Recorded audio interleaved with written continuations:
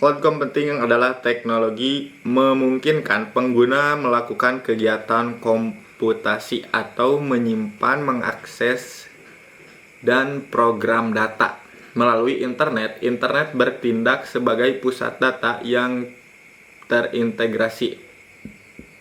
Karakteristik utama dari cloud computing adalah resource pooling, kemudian on-demand self-service, atau pengguna dapat menggunakan layanan secara otomatis kapan saja tanpa interaksi manual. Selanjutnya, broad network access, atau layanan dapat diakses dari mana saja dengan perangkat yang terhubung ke internet. Yang keempat adalah rapid elasticity. Layanan dapat ditingkatkan atau dikurangi sesuai kebutuhan pengguna. Yang terakhir adalah measured service. Pemakaian sumber daya diukur dan dihitung untuk proses pembayaran yang transparan. Keuntungan dari cloud computing itu sendiri adalah kapasitas penyimpanan hampir tak terbatas, biaya awal dan perawatan yang rendah, kemudian mudah diakses dan digunakan. Namun ada kekurangannya juga, yaitu kecepatan tergantung pada koneksi internet.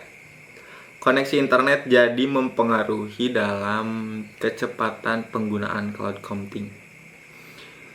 Yang selanjutnya adalah isu keamanan dan privacy data atau cybercrime ya. Aplikasi cloud computing. Contoh penggunaan cloud computing yaitu diantaranya adalah email. Layanan seperti Gmail atau Yahoo Mail memungkinkan pengguna mengirim dan menerima email tanpa memerlukan perangkat lunak khusus. Kemudian backup data seperti Dropbox, Google Drive, dan iCloud digunakan untuk menyimpan dan mencadangkan data secara online. Kemudian platform pengembangan layanan seperti Amazon Web Service dan Windows Azure memungkinkan pengembangan membuat aplikasi tanpa harus mengelola infrastruktur sendiri. Jenis-jenis dari cloud computing itu sendiri adalah software as a service.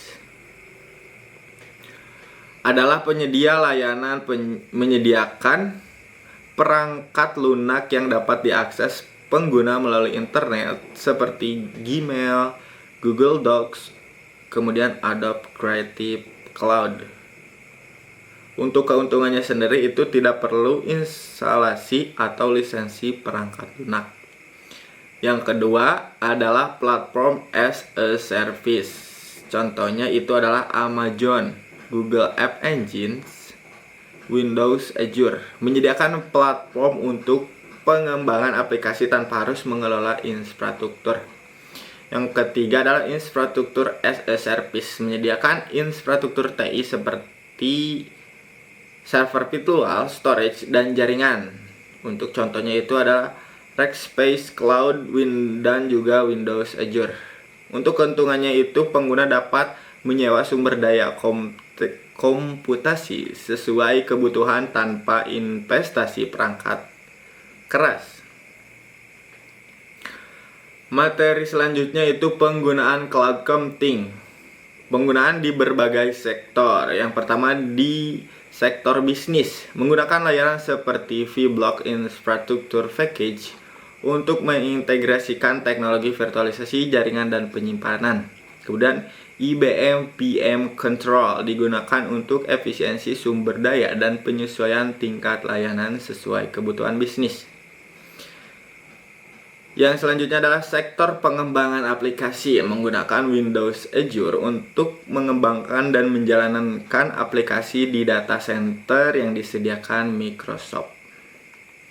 Yang ketiga, di sektor penyimpanan data, Google Cloud dan Amazon Web Service digunakan untuk menyimpan data dengan aman dan juga mudah diakses. Di Indonesia sendiri layanan cloud tersedia dengan harga mulai 500.000 per bulan tergantung spesifikasi server, prosesor, dan penyimpanan yang dipilih. Bisnis cloud computing di Indonesia diperkirakan terus tumbuh dengan potensi mencapai 100 miliar atau lebih.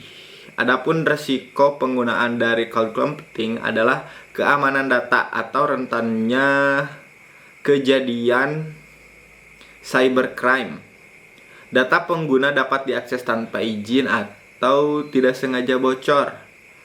Yang kemudian, kepemilikan data. Terkadang ada ketidakjelasan mengenai hak kepemilikan data setelah disimpan di cloud. Yang terakhir adalah ketergantungan pada internet. Layanan cloud sangat tergantung pada kualitas koneksi internet. Jadi koneksi internet itu sangat besar pengaruhnya